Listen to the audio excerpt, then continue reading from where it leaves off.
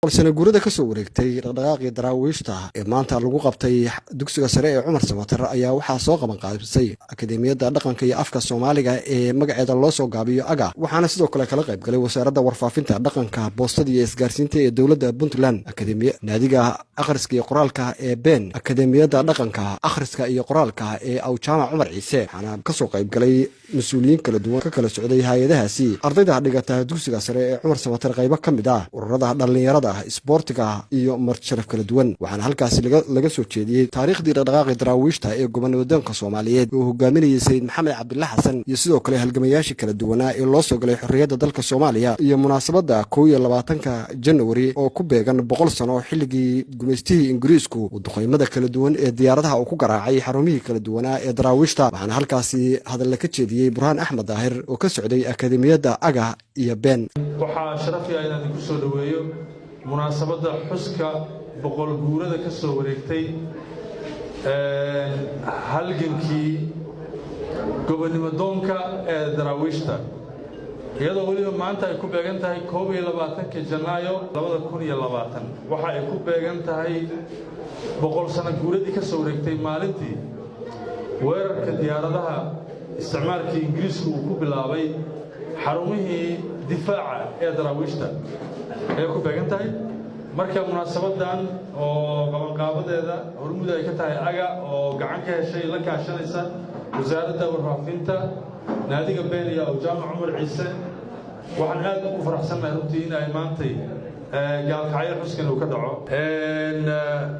waxaan dad dhalinyaro ay ahayd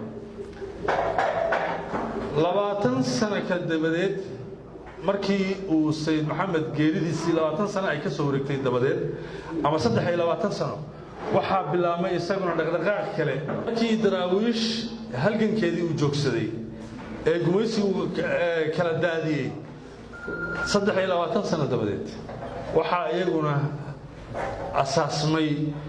oo dabkii daraawiishka halkii ka sii waday ururkii la oran jiray laagada 43 taariikhda wala socotaan Soomaa leegaduna waxa weeyaan waa tii marka ilaa iyo 60kii marka eeg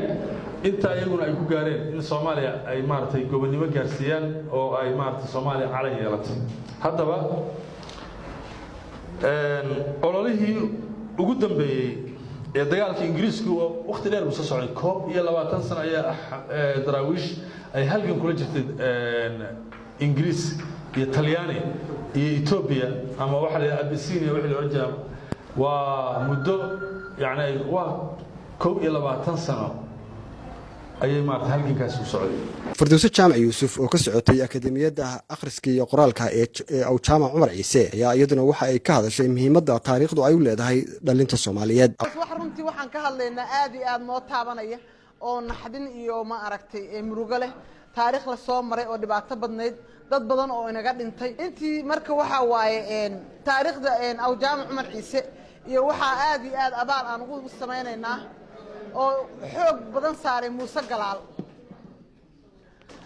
Muuse Galaal iyo Awjaama Cumar Ciise ayaa aad iyo aad isugu dayay inay taariikhda daraawiishta ururiyaan aqoon-yahano iyo mas'uuliyiinta ciyaaraha isboortiga iyo dhalinyarada ee gobolka Mudug ayaa halkaasi hadal ka jeediyay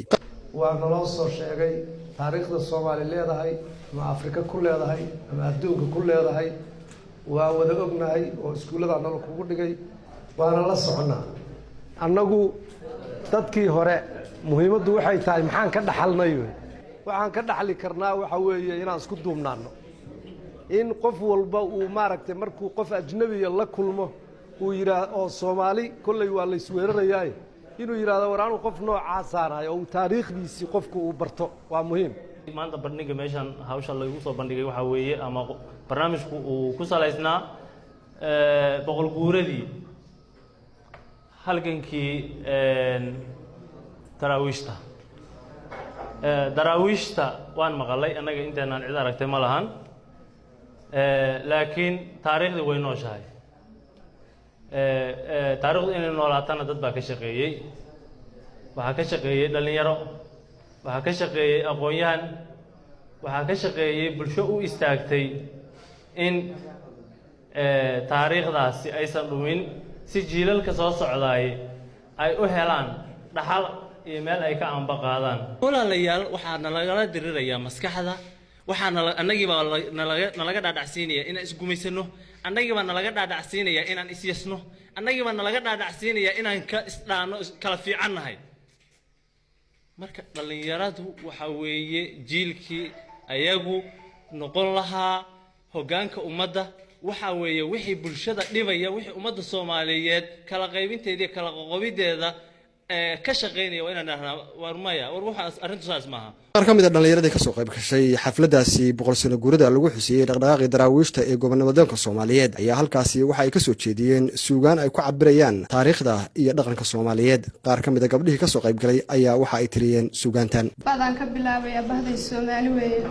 sumada lagu soo cayaan cawaalo calanka weeye didiya dhaqan baan lahayn dhigiyo udub baan lahayn dhiiliyo qori baan lahayn hooyooyin afka nagu habiya abayaal la gardaadiyo asli farc baan lahayn ama intuu qalin ku nool yahay marka maanta waxaan rabaa inaan dadka dhaqan ka dambeeyo dadka dhaqan ka dambeeyo inaan noqdo waliba dhalinyarada ka soo baxda waliba gabar inaan ahay insha Allah. ducaa madaade dulqaad balado naya ducaa madaade dulqaad balado naya. burhaan maxamed cabdi, Puntland TV, Gaalkacyo.